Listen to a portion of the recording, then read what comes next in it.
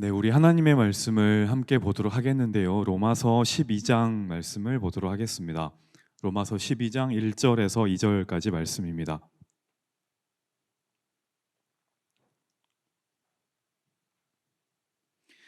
로마서 12장 1절에서 2절 그 두 구절이기 때문에 우리 그냥 같이 한꺼번에 읽도록 하겠습니다. 로마서 12장 1절에서 2절까지 말씀을 같이 합독하도록 하겠습니다. 시작. 그러므로 형제들아, 내가 하나님의 모든 자비하심으로 너희를 권하노니 너희 몸을 하나님이 기뻐하시는 거룩한 산 제물로 드리라. 이는 너희가 드릴 영적 예배니라. 너희는 이 세대를 본받지 말고 오직 마음을 새롭게 함으로 변화를 받아 하나님의 선하시고 기뻐하시고 온전하신 뜻이 무엇인지 분별하도록 하라.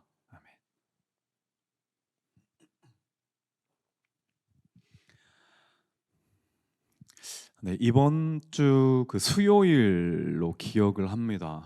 목요일 아니면 수요일이었던 것 같은데 이제 새벽 기도를 이제 마치고 이제 좀 혼자 산책을 했습니다. 요즘에 좀 공기가 많이 따뜻해졌잖아요. 그래서 이제 아침에 기도를 마치고 이제 교회 문을 나서서 이제 산책을 좀 했습니다. 저는 걸어 다니는 것을 참 좋아합니다. 그 머리가 복잡하거나 그다음에 뭐 생각이 많을 때는 뭐 여러 가지 다른 분들도 해결 방법이 있겠지만 저 같은 경우는 주로 걸어 다니는 방법을 선택합니다. 이제 교회를 나와서 이제 스타벅스는 파리바게뜨 있는 그쪽 거기가 네스벅스니 아니 뭐 이런 말도 있는데 어쨌든 그 스타벅스를 좀 지나서 그 세문안교회 쪽을 이제 넘어서 덕수궁 쪽으로 이제 길 건너가지고 그쪽을 좀 걸어갔습니다.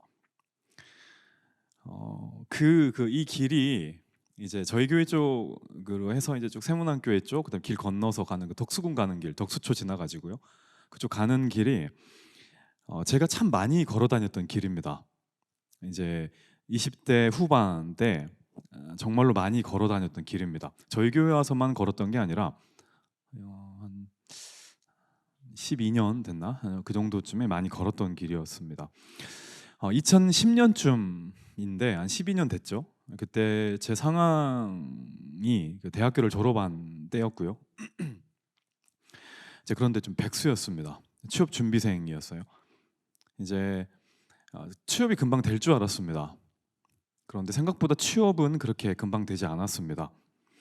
일자리가 아무에게나 그냥 주어지지 않는구나라는 것을 그때 좀 뼈저리게 알았습니다. 되게 힘들었습니다. 내가 지금까지 뭘 하고 살았던 거지? 라는 생각이 막 밀려왔어요. 그 느낌 아시나요? 그 잉여인간 같은, 그러니까 길가에 있는 돌멩이 같은. 아침에 눈을 뜨는 것이 두려웠습니다. 다른 사람들은 뭔가 굉장히 바쁜데 나 혼자 할 게 없다는 사실이 굉장히 먹먹하고 두려웠어요. 그래서 아침에 눈을 뜨자마자 그 새벽에 교회를 가서 기도를 하고요. 이제 그때 당시 제가 그 구로 쪽에 살았었는데 종로로 왔습니다. 종로로 왜 왔냐면 여기 회사가 많잖아요. 제 친구들이 이제 이 회사에 많이 다녔습니다. 친구들이 근무하고 있었기 때문에 점심시간에 만날 수가 있었어요. 그래서 회사 이야기를 좀 듣고 그 다음에 돌아다니면서 혼자 그런 생각을 했습니다. 근처 회사들 많죠. 난 이 회사를 다녀볼까? 나는 이 회사를 다녀볼까? 회사에서는 생각도 안 하고 있는데 저 혼자 약간 그런 생각을 좀 해봤습니다. 그런데 이 시간이 지날수록 제 자신이 더 초라해지는 겁니다. 그런 생각이 들었어요. 회사가 이렇게 많은데 나를 필요로 하는 데는 없나 보다. 내가 일할 곳이 없나라는 생각이 더 많이 들었어요. 여러분 혹시 그런 생각 해보셨습니까? 학생 때 뭐 직장인들도 그런 생각 하실 때가 있을 것 같은데 왜 그 중간고사나 기말고사 때 시간이 정말로 좀 빨리 지나가 버렸으면 하는 때 있죠. 뭐 한 일주일이 후딱 지나갔으면 눈 감고 눈을 떴는데 일주일이 지나갔으면 그럴 때 없으십니까? 있으시죠? 그때 그 당시 저는 그런 생각을 했습니다. 하나님 한 10년 정도만 저 후회 안 할 테니까 좀 빨리 지나가게 해주세요. 왜냐면 그쯤 한 10년 정도 지났을 때면 제가 30 후반쯤 됐었을 것이고 그쯤에는 뭔가라도 하고 있을 것 같았거든요. 아니면 뭐 예수님이 이 땅에 와 계시든지 제가 직장이 돼 있든지 그 최소한 직장 문제 때문에 고민은 안 할 것 같았어요. 그래서 하나님, 저 나중에 후회 안 할 테니까 10년 빨리 좀 지나가게 해주세요라고 기도를 하면서 걸어 다녔고 또 이곳저곳을 돌아다녔던 생각이 났습니다. 말도 안 되는 기도죠. 응답될 리가 없는 그 기도를 하면서 그때 막 이제 길을 걷는데 이제 그런 마음이 들었습니다. 지금 나한테 가장 중요한 게 뭘까? 직장 같아 보이는데, 취직 같아 보이는데 이게 진짜일까? 진짜라면 왜 하나님이 나에게 이걸 먼저 안 주실까? 혹시 이거 말고 다른 게 있지 않을까?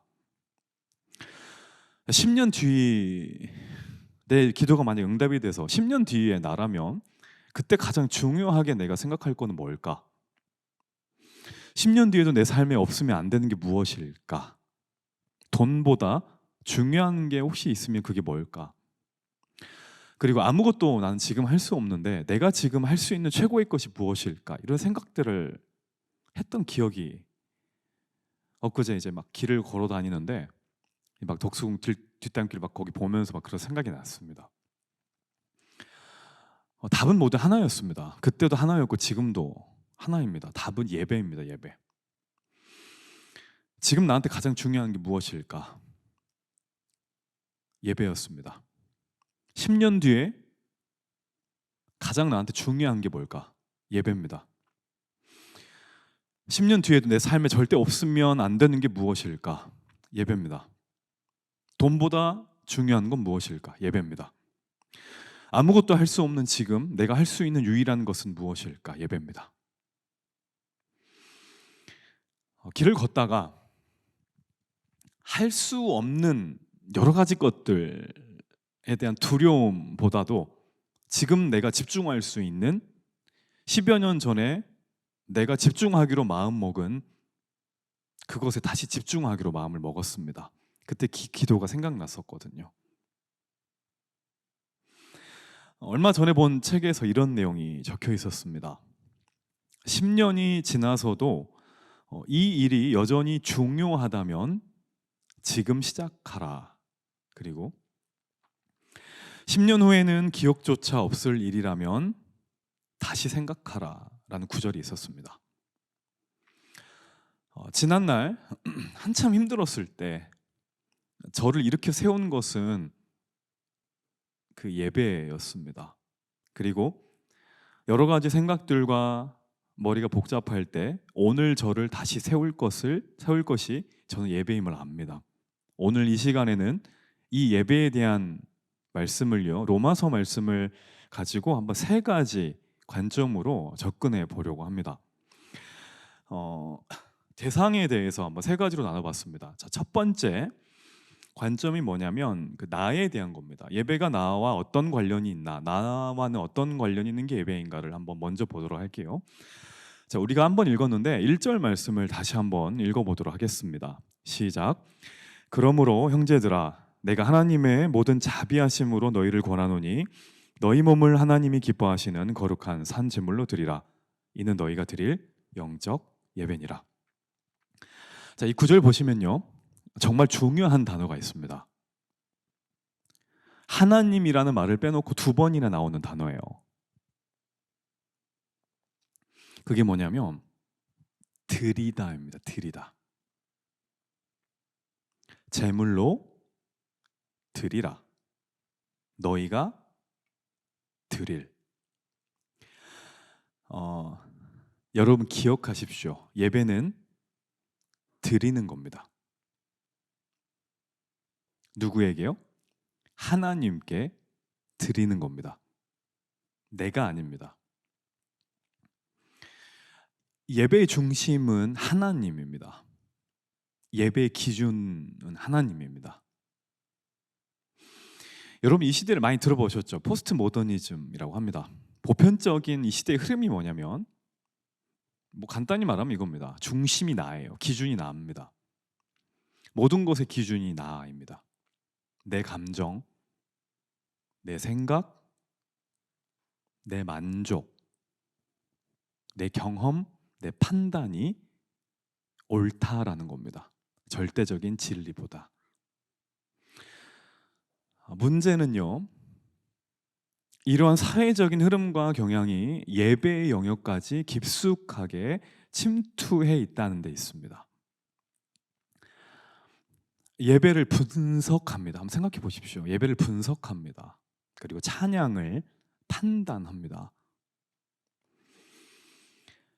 하나님께서 이제 목사님들에게 주신 그 설교 말씀을 비판합니다. 왜 찬양을 이렇게 하지? 왜 선곡을 이렇게 했지? 왜 이렇게 재미없지? 왜 이 본문을 이렇게 설교하지? 왜 그럴까요? 기준의 문제입니다. 기준이 나이기 때문에 이런 판단이 가능한 겁니다.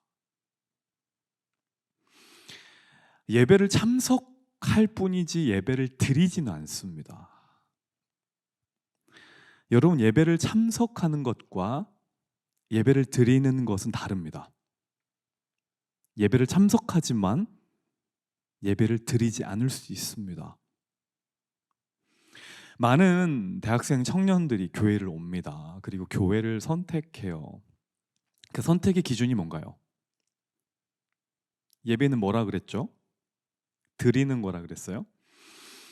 내가 무엇을 드릴 수 있을까가 기준이 아닙니다. 그 기준으로 교회를 선택하지 않습니다.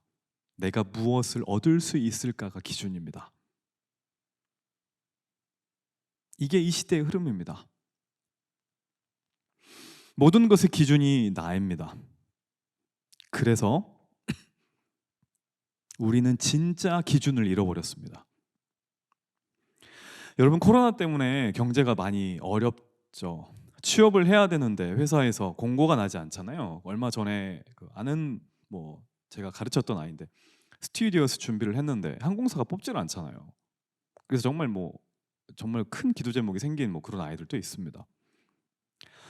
시험 공부를 하면 뭐 합니까? 이게 시험을 언제 볼지 모르는데 목표가 사라졌습니다. 그래서 경제적인 사회적인 위기, 청년들의 위기라고 언론에서 말을 합니다. 그런데 여러분, 우리 인생의 진짜 위기가 뭔지 아세요? 우리 인생의 진짜 위기는 목표가 사라지는 게 아닙니다. 목표를 잃어버렸을 때가 아닙니다. 우리 삶의 진짜 위기는 기준이 사라졌을 때입니다. 기준을 잃어버린 겁니다. 사람이 왜 방황하는지 아십니까? 사람은 목적을 잃어버렸을 때, 상실했을 때 방황하지 않습니다. 기준을 잃어버렸을 때 방황하는 겁니다. 방황은 삶의 기준이 사라질 때 나타나는 현상입니다. 여러분, 한번 우리들의 지난날의 삶을 한번 돌이켜봤으면 좋겠어요. 저희들 삶이 흔들릴 때가 있었죠. 너나 할 거 없이 흔들립니다. 그때가 언제인지 한번 생각해 보세요. 그때는 목표가 없었을 때 흔들렸습니까? 아니면 삶의 기준이 없었을 때 흔들렸습니까? 목표는 달성하면 사라져요. 때문에 절대적인 가치가 될 수 없습니다. 하지만 기준은 사라지지 않습니다. 그래서 흔들리지 않는 거예요. 기준을 잘 세워야 하는 이유가 그 때문입니다. 여러분, 저와 여러분들 여기 앉아있는 여러분들의 삶의 기준이 무엇입니까? 무엇이 되어야 한가요? 이겁니다. 예배입니다. 예배. 예배가 우리 삶의 기준이라면 절대 우리 삶은 흔들리지 않습니다. 흔들릴 수 없습니다. 방황하지 않아요. 예배가 우리 삶의 기준이 되면 나타나는 현상이 있어요. 그게 뭐냐면 우리가 아까 말씀드렸죠? 우리가 드리는 존재라는 걸 알게 되는 거예요. 하나님께 드립니다. 그리고 이웃에게 나누어 줍니다. 그래서 예배를 드리면 삶의 방향이 바뀝니다. 내가 얻는 존재가 아니라 주는 존재라는 걸 깨닫게 됩니다. 이 방향 전환이 예배를 통해서 일어납니다. 여러분 보세요. 우리가 예배하면 어떤 순서들이 있나요? 저희도 아까 맨 처음에 했지만 찬양이 있죠. 맨 처음에 찬양으로 이제 예배가 시작을 합니다. 많이. 왜 찬양을 하는 건가요? 분위기 잡으려고 하나요? 아니죠. 음악이 좋아서가 아닙니다. 우리가 찬양을 하는 이유는 그 찬양이 곡조 있는 기도이기 때문에 그래요. 우리들이 고백이기 때문에 찬양을 하는 겁니다. 그 다음에 기도하죠. 왜 기도하나요? 이거 아닙니까? 나 같은 죄인 살려주셔서 감사합니다. 하나님, 저는 이 자리에 올 수 없는 사람인데 저를 여기 불러주셔서 감사합니다. 주님 뜻대로 살기 원합니다. 이게 기도죠. 예배 시간에 헌금도 합니다. 헌금을 우리가 왜 하나요?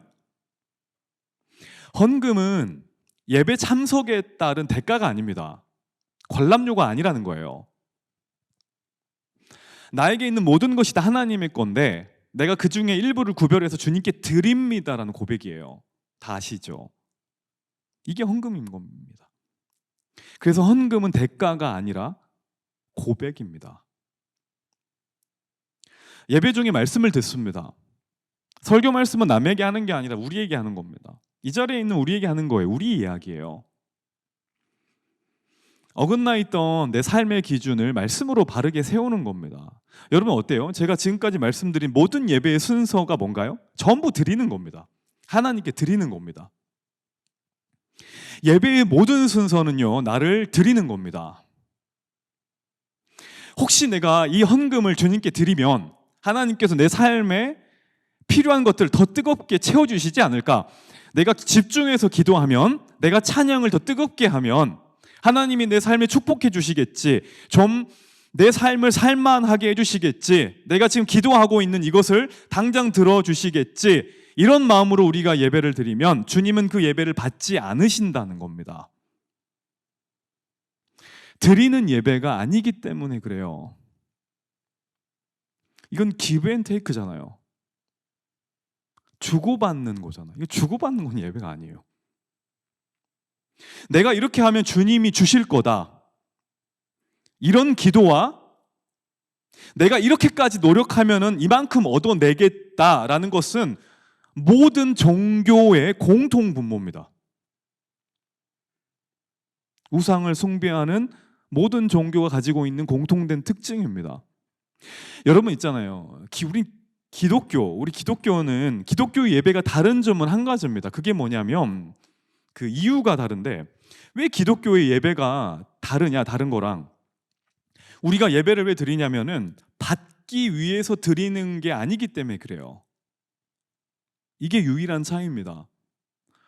받기 위해서 예배를 드리는 게 아니라 이미 받았기 때문에 드리는 겁니다. 이게 우리의 예배예요. 우리가 무엇을 받았어요? 예수님을 받았잖아요. 예수님을 받았기 때문에 감사함으로 드리는 겁니다. 여러분 생각해 보세요. 하나님의 자기 아들 예수님을 우리에게 주셨다고 한다면 다 주신 겁니다. 더 이상 줄 게 없어요. 우리에게 더 이상 필요한 게 없다 이 말입니다. 우리가 주님께 더 받아내야 될 게 없다 이 말이에요. 그러면 우리가 주님께 무엇을 드려야 하냐? 우리 자신입니다. 그게 예배입니다. 1절 가운데쯤 보면은 이런 구절이 있습니다. 너희 몸을 드리라라고 나와요. 너희 몸 우리 자신입니다. 예배는 우리 몸을 드리는 겁니다. 우리 자신을 드리는 겁니다. 여러분 사람의 인격이라고 그러죠. 사람의 인격은 세 가지로 구성되어 있습니다. 지, 정, 의로 구성되어 있어요. 지가 뭘까요? 머리로 아는 겁니다. 이성을 말해요. 이해하는 겁니다. 정은 뭘까요? 감정을 말합니다. 느끼는 거. 의는 뭘까요? 의지를 말합니다.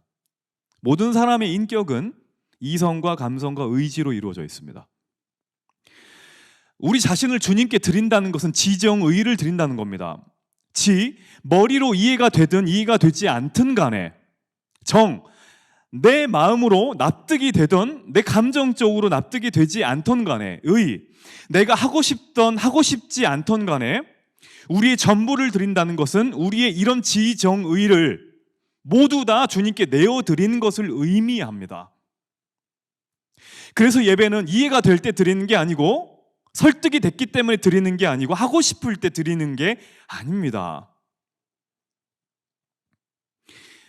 이 우리의 모든 것을 드리는 것이 우리를 산 제물로 드리는 영적 예배가 되는 거예요. 오늘 1절에 보면 영적 예배란 말이 있죠. 영적이란 말 성경책 보면 뒤에 각주가 하나 붙어 있습니다. 뭐라고 나오냐면 합당한이란 말이 있어요. 이 예배가 합당한 예배예요. 하나님이 받으시는 예배라 이 말입니다. 그럴 때 주님께서는 우리의 삶에 필요한 것을 주님의 때 주신다는 거예요. 혹시 오늘 이 자리 가운데 삶의 기준과 방향이 뒤틀려 있는 분 계십니까? 예배부터 바로 잡으시면 됩니다. 예배는 드리는 겁니다. 받기 위해서 드리는 게 아니라 예수님을 받았기 때문에 드리는 겁니다. 하나님께 자꾸 뭔가 타내려고 하지 마세요. 하나님은 이미 우리에게 전부를 주셨습니다. 그것이 감사함으로 와닿는 시간이 되어야 돼요. 이 예배를 통해 흐트러져 있는 나의 모습이 바로 서게 되는 귀한 시간이 되기를 원합니다. 이게 내가 생각할 때 나의 관점으로 바라보는 예배입니다. 자, 두 번째, 하나님에 대한 측면에서 예배를 좀 바라보도록 하겠습니다. 저희 가정이 이제 결혼하고 이제 애가 태어나고 나서 항상 하는 게 있습니다. 밤마다 그 가정 예배는 아니고 기도회를 해요. 하루 동안 있었던 이야기를 나누면서 하나님께 기도하는 시간이 있습니다. 침대에서 둥그렇게 앉아가지고 이제 기도회를 합니다.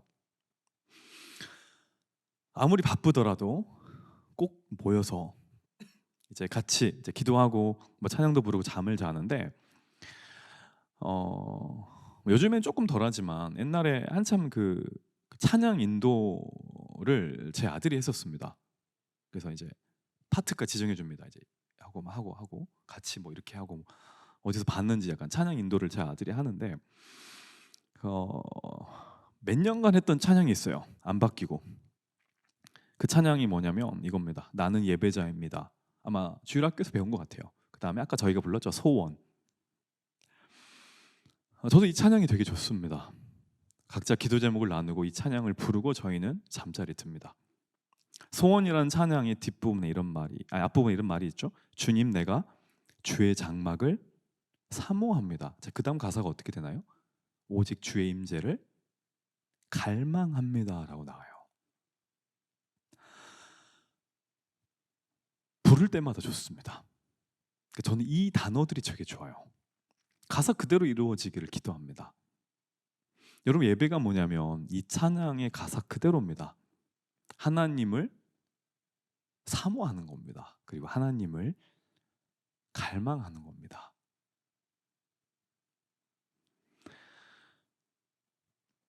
여러분, 누군가를 한번 사모해 봤습니까? 미치도록 보고 싶어 해봤어요? 해보셨죠? 누군가를 정말로 보고 싶어 하고 사모하고 갈망한다면 그 사람과 한 번 통화하고 한 번 카톡하는 것으로 만족이 되던가요? 절대 만족이 안 됩니다. 한 번 데이트하는 걸로, 한 번 얼굴 본 걸로 만족이 되던가요? 절대 안 됩니다. 얼굴 보고 이야기를 나눴는데 더 큰 갈망이 생깁니다. 더 보고 싶어요. 마음에 여운이 남습니다. 잔상이 남아요. 연애할 때, 썸 탈 때 그런 경험들 다 해보셨죠? 심장이 쿵 합니다. 쿵 안 하시나요? 쿵 합니다. 막 떨립니다. 너무나 강력한 느낌입니다. 그래서 계속 보고 싶어요. 계속 연락하고 싶고. 아침에 일어나면 막 카톡 확인하죠. 왔나? 혹시 연락이 왔나? 여러분, 그래서 첫사랑이 계속 기억에 남는 거 아닙니까? 너무 강력하기 때문에. 처음 경험해보는 그런 강력한 갈망 때문에 첫사랑이 기억에 남는 겁니다.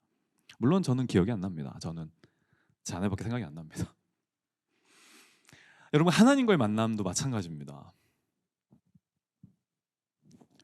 우리가 있잖아요. 얼마 전에 담임 목사님도 말씀하셨죠. 하나님을 진짜 만나면은 하나님 만났네 라고 집에 돌아갈 수가 없어요. 미치겠는 거예요. 와, 하나님을 더 찾게 됩니다. 집에 가서 또 내일 아침에 또 주님을 찾게 됩니다. 정말로 주님을 만나면은 주일 예배 한 번으로 만족을 할 수 없어요. 내가 진짜 사랑하는 사람을 만나면 일주일에 한 번 만나는 걸로 만족이 되냐 이 말이에요. 만족이 안 되잖아요. 더 교제하고 싶잖아요. 새벽에 기도합니다. 시키지 않아도 모입니다. 하나님을 찾고 하나님을 간구합니다. 오늘 우리가 이 시간에 모인 이유도 하나님을 사모하기 때문에 온 거 아닙니까? 여러분, 다윗을 보세요. 늘 하나님과 동행합니다. 계속해서 동행했습니다. 함께했습니다. 시편을 다윗이 많이 썼죠. 다윗의 고백들을 보면 한결같습니다. 바라봅니다. 계속해서 주님을 바라봅니다. 하나님을 갈망합니다. 하나님을 자꾸 보니까 하나님의 마음이 느껴지는 겁니다. 하나님을 사모하다 보니까 하나님과 약속을 기억하게 된 겁니다. 하나님의 말을 기억하는 거예요. 그래서 고난이 아니라 훈련임을 알게 되는 겁니다. 이게 다윗의 능력입니다. 하나님을 사모하고 하나님을 갈망하다 보니 지금 자기가 만나고 있는 상황보다 그분에 대한 사모함이 더 크기 때문에 현실의 어려움이 극복되는 겁니다. 내가 누군가를 정말로 사랑하게 되면 그 사랑하는 사람과 있는 순간에는 현실의 어려움이 느껴지지 않잖아요. 하나님이 다윗을 사랑하고 다윗이 하나님을 너무 사랑하다 보니까 그가 만난 어려움이 고난이 아니라 훈련임을 깨달은 거예요. 다윗의 능력은 물맷돌에 있지 않습니다. 다윗의 능력은 왕관에 있지 않습니다. 다윗의 능력은 갈망에 있습니다. 다윗의 능력은 예배에 있습니다. 이것이 다윗의 능력입니다. 우리 모두 이 하나님을 갈망하고 하나님을 사모하는 이 능력이 오늘 우리에게도 있으면 좋겠습니다. 그리고 이 예배를 통해서 하나님을 간절히 원하는 마음이 우리에게도 살아나기를 간절히 원합니다. 이제 마지막 세 번째인데, 다른 사람들과의 관점에서 예배를 한번 보도록 하겠습니다. 2절 말씀인데 2절 말씀 같이 읽어볼게요. 시작. 너희는 이 세대를 본받지 말고 하나님의 선하시고 기뻐하시고 온전하신 뜻이 무엇인지 분별하도록 하라. 자, 2절 보시면요, 두 가지가 부딪히는 게 있습니다. 그게 뭐냐면 이 세대를 본받지 말고 그랬죠? 그리고 하나님의 뜻을 분별하라라고 했어요. 이 세대와 하나님의 뜻은 대립합니다. 그러면 이 세대가 어떤 세대인지를 알아야겠죠. 디모데후서 3장 2절에 이렇게 나옵니다. 사람들이 자기를 사랑하며 돈을 사랑하며 교만하며 비방하며 부모를 거역하며 감사하지 아니하며 거룩하지 아니하며. 이 세대의 특징은 한마디로 말하면 자기를 사랑하는 세대입니다. 그 누구보다도 자기가 중요한 세대입니다. 빠져있는 게 뭔가요? 하나님과 이웃입니다. 하나님과 이웃은 없습니다. 하나님은 이런 세대를 본받지 말라고 하십니다. 본받다라는 말을 원어로 보면 판으로 찍어내다라는 말입니다. 다시 말해서 세상이 우리를 판에 찍어내도록 하지 말라는 겁니다. 그러면 이 세대 가운데 어떻게 살아야 하나? 답이 나와 있습니다. 하나님의 선기온, 선하시고 기뻐하시고 온전하신 뜻이 무엇인지 분별하라라는 겁니다. 분별하라래요. 분별하라는 원어의 의미를 봤을 때 머리로만 아는 게 아닙니다. 행동의 의미도 같이 있습니다. 여러분, 믿음은 생각만이 아닙니다. 믿음은 느낌이 아닙니다. 거룩은 내가 느끼는 느낌이 아닙니다. 삶입니다. 사는 겁니다. 거룩한 느낌 이런 건 없습니다. 거룩한 삶이 있을 뿐입니다. 우리가 예수님을 믿습니다. 예수를 믿는 게 대체 뭔가요? 생각만 하는 게 아닙니다. 느낌만 갖는 것이 아닙니다. 신앙은 생각이 아니고 느낌이 아닙니다. 예수님을 믿는다는 것은 예수님처럼 산다는 것을 의미합니다. 이게 신앙입니다. 이게 믿음입니다. 빠져있는, 내 삶에 빠져있는 하나님을 끼워 넣는 겁니다. 내 삶에 빠져있는 이웃을 끼워 넣는 겁니다. 이게 분별입니다. 언제 이 분별이 가능해지냐? 예배입니다. 예배를 통해서 이 분별이 가능해집니다. 왜 우리가 하나님을 못 보고 이웃을 못 보냐? 간단합니다. 내 자신을 사랑하기 때문인데, 왜냐하면 우리 삶이 너무 바쁘기 때문에 그래요. 여러분 많이 바쁘시죠? 너무 바쁩니다. 시간이 너무나 빨리 가요. 일주일이 어떻게 이렇게 빨리 가는지 모르겠어요. 여러분, 지금 한참 봄인데 길가에 꽃이 보이지 않는 이유가 무엇인지 아세요? 길가에 꽃이 보이지 않는 이유는 꽃이 피지 않아서가 아닙니다. 속도 때문입니다. 걸어가면 꽃이 보이는데 차를 타고 가면 꽃이 보이지 않습니다. 길가에 핀 꽃은 그래서 안 보이는 겁니다. 우리도 마찬가지입니다. 우리는 너무나 빠른 시간에 익숙해져 있습니다. 그래서 다른 사람들이 보이지 않습니다. 하나님이 보이지 않습니다. 내 삶을 챙기기도 바쁜 거예요. 가족들이 보이지 않습니다. 내가 목자지만 목원들이 안 보이는 겁니다. 내가 너무 바쁘니까. 제가 목사지만 저희 부서 아이들이 안 보이는 겁니다. 제가 너무 바쁘니까. 얼마 전에 저희 아들이 혼자서 막 이런 말을 저희 부부에게 했습니다. 혼자서 뭐 약간 랩같이 제 아들이 주한인데 주한아 빨리 해, 빨리 먹어, 빨리 입어, 빨리 씻어, 빨리 닦어 라고 왜 안 해? 라고 물어보더라고요. 당황했어요. 저한테 아내랑 여보가 그랬니? 당신이 그랬니? 라고 이제 저는 안 했다고 발뺌했는데 서로 그런 거겠죠. 빨리 좀, 야 빨리 좀 해, 빨리 먹어라고 하니까 얘가 스트레스를 받았나 봐요. 제가 느리게 하니까 빨리 해, 빨리 해 계속 이렇게 한 거예요.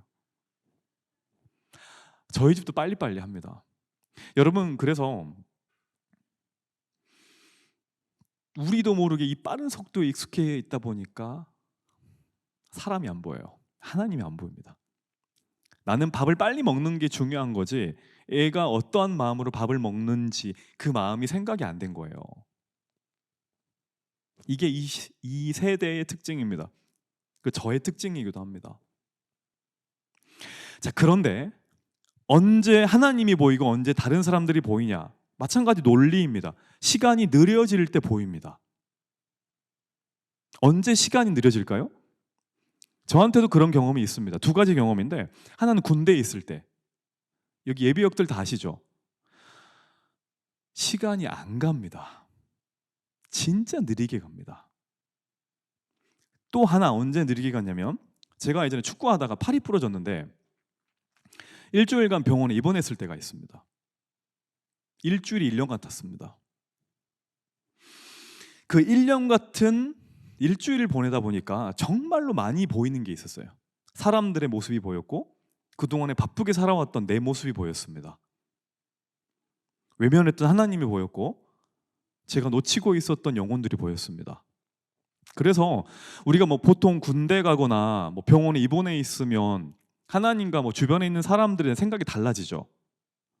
하나님에 대한 생각이 달라지고 주변에 대한 사람들의 생각이 달라지는 것을 뭐라고 하냐면 철이 든다라고 하는 겁니다. 자, 그런데 우리가 굳이 군대 다시 가지 않고 병원에 입원하지 않아도 시간이 느리게 갈 수 있습니다. 철이 들 수 있는 방법이 있어요. 그게 뭐냐면 예배입니다. 예배는 사람이 드릴 수 있는 가장 느린 시간입니다. 왜일까? 여러분, 그 찬양 중에 그런 찬양 있죠?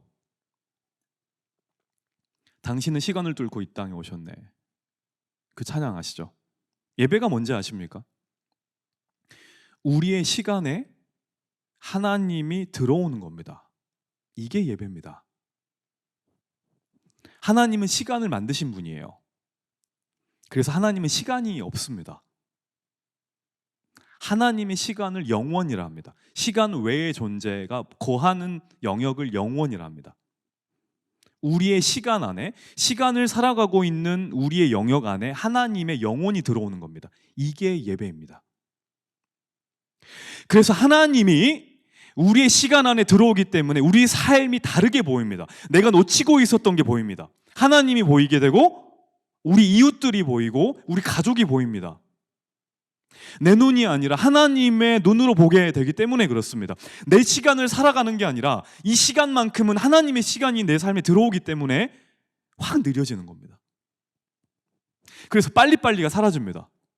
진짜 하나님을 뜨겁게 만나는 사람은 하나님 빨리빨리 해주세요가 사라집니다. 하나님께 빨리빨리가 어디 있어요? 시간 밖에 있는 분인데. 초조함이 사라집니다. 그래서 예배를 진짜 잘 드리는 분들은 초조하지 않아요. 그 내가 보이게 되고 이웃이 보이게 됩니다.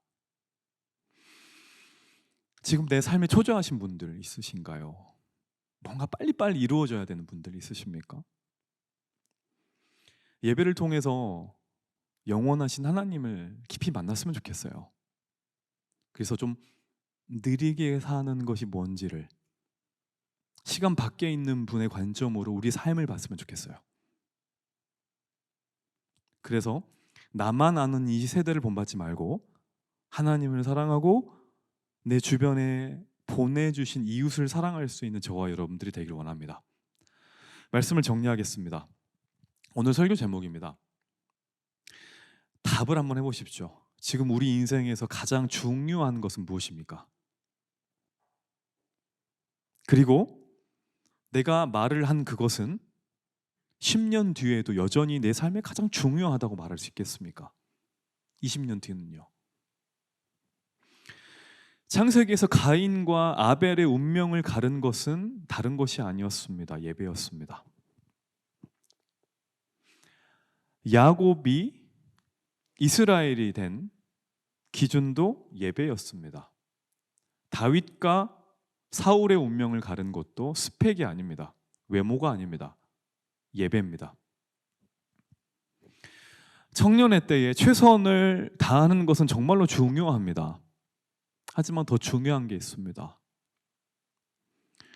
최선을 선택하는 겁니다. 최선을 다하는 것보다 중요한 것은 최선을 선택하는 겁니다. 최선을 다한다는 것은 내가 내 힘으로 이룬다는 겁니다. 하지만 최선을 선택한다는 것은 하나님의 손을 붙잡는 겁니다. 그것이 바로 예배입니다. 먼저 최선을 선택하십시오. 그리고 최선을 다하시면 됩니다. 이 순서가 중요합니다. 예배가 무너져 있으면 아무리 우리 삶에 최선을 다한다 할지라도 무너져 있는 모든 것들은 회복되지 않습니다. 예배를 선택하시고 치열하게 사시면 됩니다. 그러면 결과에서 자유롭게 됩니다. 우리의 모든 삶은 나와 하나님 그리고 이웃과의 관계입니다. 일도 마찬가지고요. 가정과 학교도 모두 이 관계 속에서 이루어집니다. 예배는 이 관계를 회복시킬 수 있는 유일한 키워드입니다. 이 예배의 능력을 믿고 이번 한 주 그리고 우리 남은 인생 진정한 예배자로 살아갈 수 있는 저와 여러분들이 되기를 원합니다.